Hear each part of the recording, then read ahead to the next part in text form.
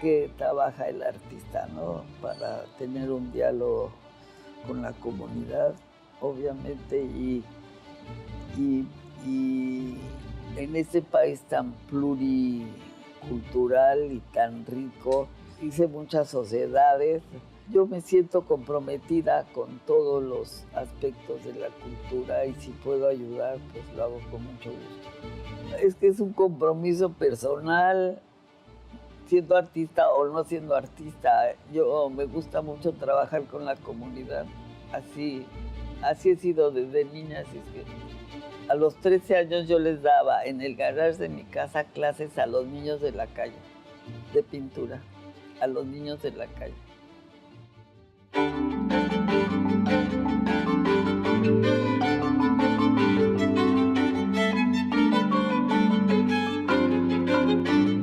Por eso estoy muy orgullosa porque creo que ningún artista ha logrado con su obra poner un centro de reproducción del águila real. Entonces, a través de mi exposición, mi amigo Cetrero logró en Teotihuacán, le dieron 16,000 metros donde está el águila real para su reproducción.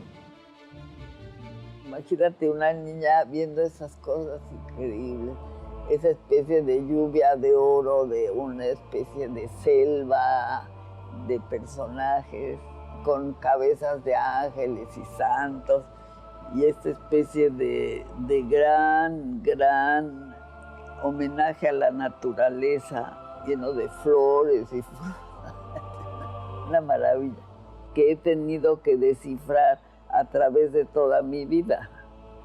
A los 18 años yo era muy rebelde, ya vivía sola, ya me había casado, ya me había divorciado, estudiaba antropología, era del Partido Comunista Clandestino, era una bomba.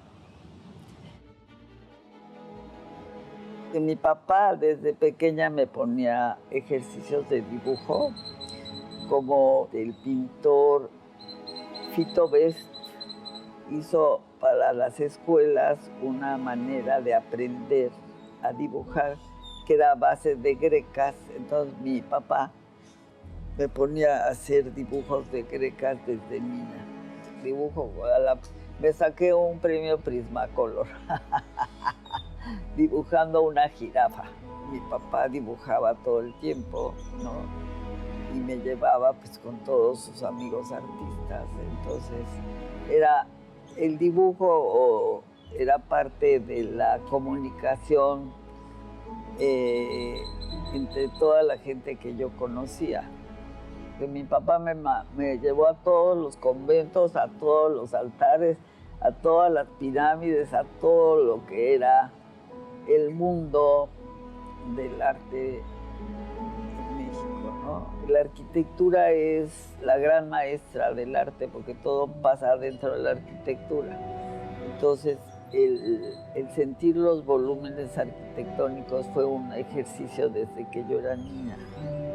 Cuando regreso de Europa, están descubriendo el Templo Mayor y están restaurando la catedral. Entonces, era muy interesante que al mismo tiempo los dos centros ceremoniales del encuentrazo, ¿no?, estaban siendo restaurados al mismo tiempo. Conocí al arquitecto Ortiz Layú y le dije, oye, ¿puedo ir a dibujar a la catedral? Él restauró, en esa época se había quemado el coro y con unos artesanos extraordinarios restauró todo el coro. Además de restaurar el altar, hay una escalera en que puedes subir y verlo por atrás. Y por atrás es como una nave, como un barco de la época. Es el barco de la iglesia, ¿no? Entonces, esa coincidencia del altar como barco la tengo en una de mis imágenes pictóricas.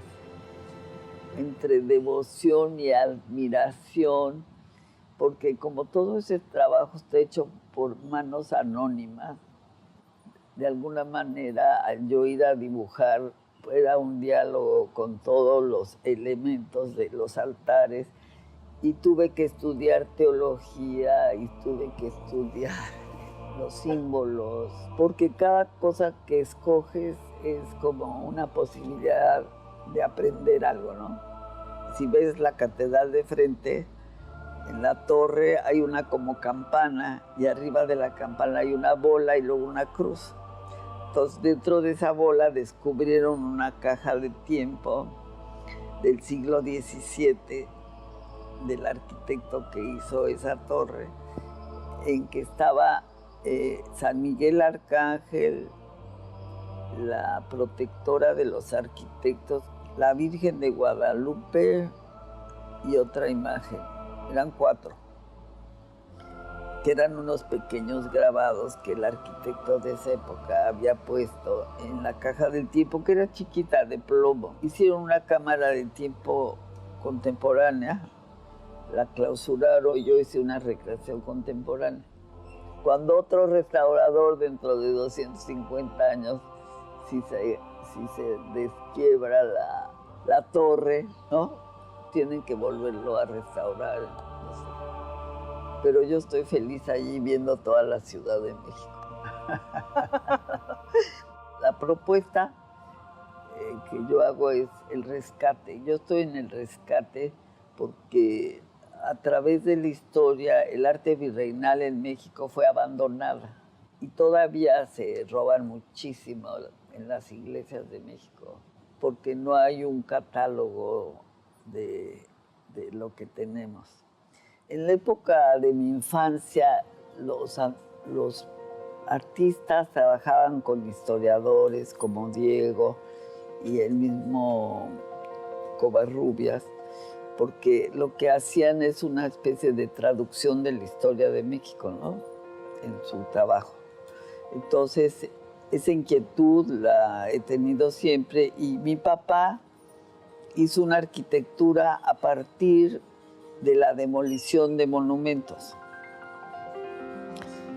Él, cuando hicieron las grandes avenidas en México, destruyeron muchísimas casas. Entonces, él compraba la demolición, las vigas, las piedras, y rehacía las casas con esos elementos. Es como el primer arquitecto ecológico, digamos, ¿no? Y entonces esas piedras me hablaban, toda esa estructura de la relación de mi papá con las piedras. Bueno, el arte ecológico es una invención contemporánea, digo, porque los artistas a través del tiempo han pintado la naturaleza. Hice la primera exposición en ese sentido sobre la mariposa monarca en el 84, porque lo de la conciencia ecológica pues no tiene tantos años. Es a partir de la devastación humana del planeta. Entonces, ese capítulo de la historia de la humanidad pues es nuevo en esta sociedad de masas, ¿no?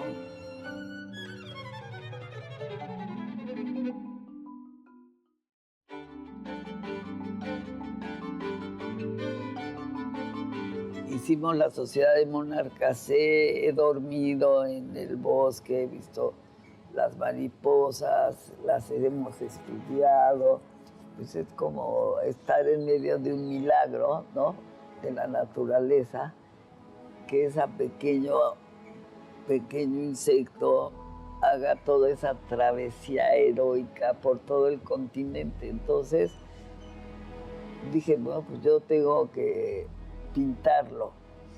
Y además de todo, ya la mariposa monarca está en la lista de los animales en extinción, porque en el recorrido que hace, el monocultivo mata las plantas que ella comen, que se llama asclepsia.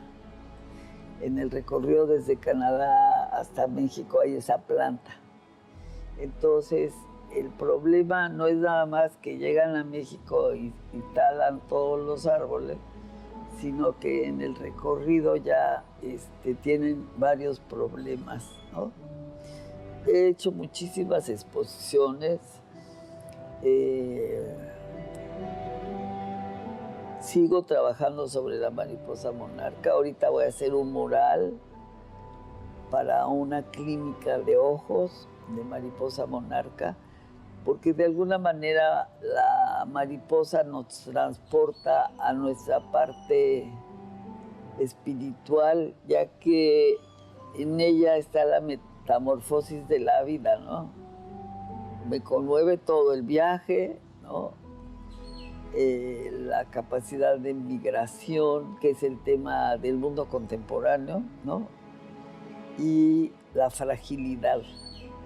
Bueno, y la resurrección, porque de ser un gusano se vuelve, por eso para muchas culturas es el alma, ¿no?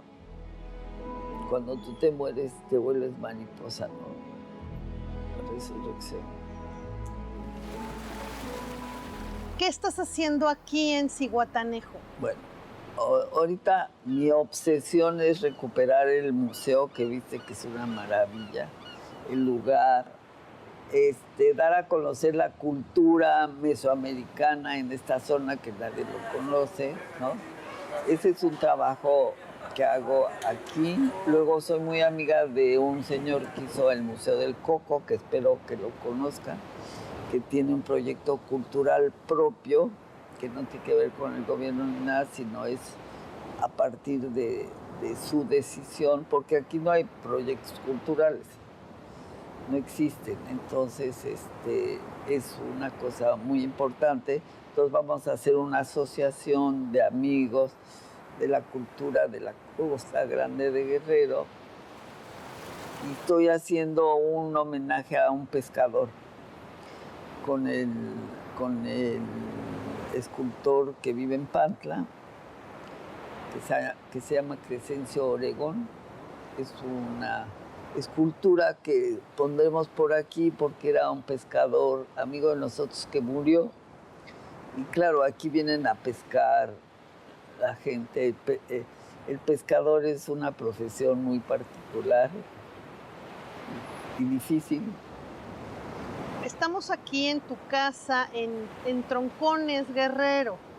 Me da mucha alegría que conozcan este lugar extraordinario, que ha sido un regalo de la vida, porque pues realmente vivir con el océano adentro de mi casa es extraordinario por su belleza, y yo dialogo diario con el Océano Pacífico, que es un gran desconocido en la vida y en la obra de los mexicanos. Tenemos más territorio marino que terrestre y nadie sabe nada del mar. No hay literatura marina, no hay pintores marinos, no hay pintores de barcos. Le damos las espaldas al mar como cultura, somos una cultura de tierra adentro, y para mí es muy sorprendente. Y mi abuela era de Mazatlán, toda mi infancia iba al Océano Pacífico, y este lugar era nuestro lugar de vacaciones, pero en la pandemia ya me vine a vivir aquí, y leo mucha literatura del mar, investigo mucho sobre el mar, y hay muy poco interés en este país, cosa rarísima, sobre el mar. Y ahora estoy haciendo un proyecto, bueno, ya llevo muchos años, que es los 500 años del puerto de Veracruz, ya que todo lo que somos como occidentales llegó en barco por Veracruz. Todo llega por el mar, y he pintado muchos cuadros. Estoy en contacto con almirantes de la Marina Nacional, porque me interesa mucho la historia de la Marina.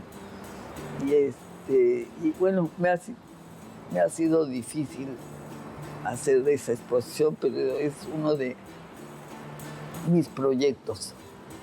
Sé que también estás ilustrando un libro de un poeta poblano. Poblano que se llama Miguel Maldonado, sobre los higos.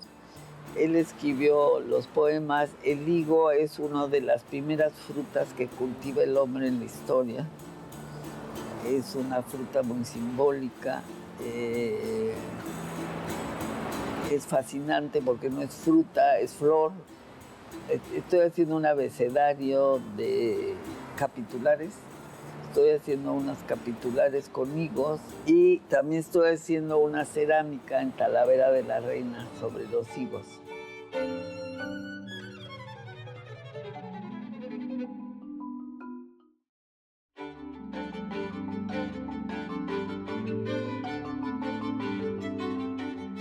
¿Qué sabes del programa Pago en Especie?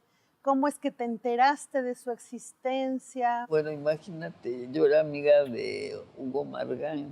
El hijo de Hugo Margain estudió filosofía, era mi amigo. Hugo era como amigo de mi papá. En ese México pequeño se conocían todos, ¿no? Entonces, a través del tiempo, pues empiezan los artistas a hablar de este programa. Es un proyecto muy interesante porque, bueno, se crean colecciones que pueden ser malas o buenas, pero finalmente hay un lugar para que los artistas de alguna manera retribuyan su trabajo a este país, ¿no? Te voy a mostrar algunas de las obras que tenemos en la colección Pago en Especie, para que nos platiques qué momento creativo estabas experimentando. Esta, por ejemplo, bueno, la columna de la Independencia y... Es una larga historia porque el que construyó la columna de la Independencia era pariente de mi papá, Rivas Mercado. La mamá de mi papá nace en Nayarit, como el arquitecto Rivas Mercado. Entonces parte de mi iconografía familiar es la columna de la Independencia, ya que la hija de Rivas Mercado me parece que es la que posa para el ángel. Es muy interesante porque es una mujer, bueno, histórica en primer lugar, ¿no? Hija de un arquitecto que ella misma fue como innovadora del teatro. Yo fui muy amiga de una amiga suya que se llamaba Malú Bloch. Y bueno, era una época muy interesante en que ella se acerca a los pintores, bueno, y luego se enamora de Vasconcelos hasta que se pega un tiro, lo cual me da mucho coraje en Notre Dame. Bueno, este es del altar de la catedral, este es San Rafael, este es el arcángel de la salud, y mi modelo de este arcángel está en el altar, entrando a la izquierda, que es el altar de los arcángeles. Los arcángeles son una invención de un padre. Yo ya investigué todo, un padre en Cefalú, Sicilia, que tiene esta visión de los 7 arcángeles. Como en el siglo XVI se lo lleva esta visión al Papa, y el Papa le encarga a Miguel Ángel una iglesia que se llama la iglesia de Santa María de los Ángeles, donde está enterrado este personaje que yo ya investigué toda su ruta arcangelística. Si pudieras tener en tu recámara una obra de arte, cualquiera que ésta sea, ¿cuál elegirías? Una de Antonello de Messina. ¿Cuál crees que sea el atributo esencial que debe tener alguien que quiere dedicarse al arte? Yo creo que el atributo fundamental es la pasión. Yo creo que la esencia de la creación es la poesía. Desde tu punto de vista, ¿cuál es la principal dificultad a la que se enfrenta alguien que ha decidido ser artista? Todo, todo. Porque para una familia decir que eres artista, pues ya se suicidan. Dicen, ¿de qué va a vivir esta pobre, no? ¿No? Entonces ya, la familia. Luego, ser artista es pues, ser un ser extraño que vive en una especie de bohemia, donde no saben si es bueno o malo, el mundo de la droga, del alcohol, entonces todos tienen un imaginario sobre el mundo artístico muy particular, que es como un territorio dinamitado, ¿no? Entonces, en ese territorio tienes que caminar un poco de puntitas para que no te caigas muerto. Y entonces, hacer una carrera es una locura. Porque tú estás hablando de un mundo personal, íntimo, y en el mundo contemporáneo de masificación, ese mundo íntimo, profundo, pues no le interesa a muchas personas, ¿no? Porque el mundo contemporáneo es totalmente lo contrario, es el ruido, la frivolidad, el espectáculo. Entonces, la intimidad, la soledad es algo indispensable para la creación, pero ya no se da, ¿no? ¿Qué les recomiendas? Pues que no se rindan.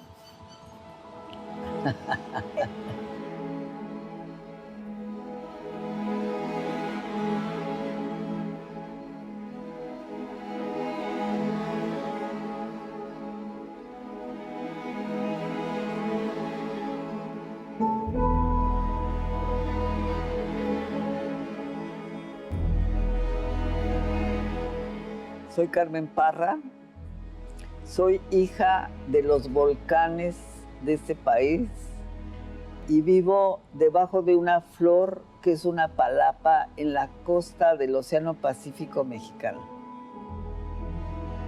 ¿Cuál es tu ciudad favorita? Híjole. El planeta está duro, ¿no? Siracusa. ¿Tu comida predilecta? Mole de guajolote. ¿Material favorito? Papel. ¿Género musical o músico predilecto? Me gusta mucho Albo Part. ¿Tu pasatiempo favorito? Estar con amigos. ¿Cuál es tu templo preferido? El templo de la naturaleza. ¿Algún ángel o santo que prefieres? San Miguel. ¿Laica o religiosa? Religiosa.